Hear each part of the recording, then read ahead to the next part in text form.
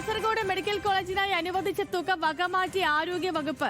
Idukki nursing college നിർമ്മാണ പ്രവർത്തനത്തിനായാണ് fund മാറ്റിയത്. പദ്ധതി ശുപാർശ നൽകാത്തതിനാൽ ശേഷിക്കുന്ന ഫണ്ട് കൂടി നഷ്ടമായേക്കും. News Malayalam exclusive.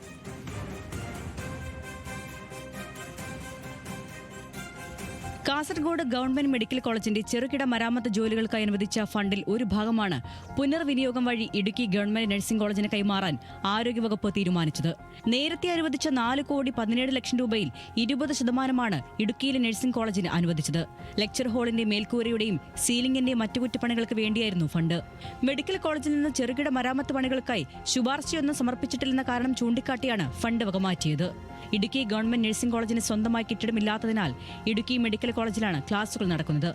നടപ്പ് സാമ്പത്തിക വർഷം അവസാനിക്കാൻ 2 മാസം മാത്രം ബാക്കി നിൽക്കെ അടിയന്തരമായി നടപ്പാക്കേണ്ട പണികൾക്കായുള്ള ശുപാർശ ഉടൻ സമർപ്പിച്ച് അനുമതി വാങ്ങാനായില്ലെങ്കിൽ ശേഷിക്കുന്ന ഫണ്ടും കാസർഗോഡ് ഗവൺമെന്റ് മെഡിക്കൽ കോളേജിന് നഷ്ടമാകും.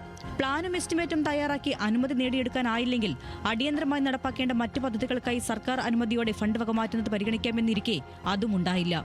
ലാബ്, ലൈബ്രറി, ലെക്ചർ ഹാൾ, വിദ്യാർത്ഥികൾക്കും അധ്യാപകർക്കുമുള്ള ഹോസ്റ്റൽ, ക്വാർട്ടേഴ്സുകൾ എന്നിവിടങ്ങളിൽ അടിസ്ഥാന സൗകര്യമില്ലെന്നിരിക്കെയാണ് ലഭിച്ച ഫണ്ട് കൂടി നഷ്ടമാകുന്നത്.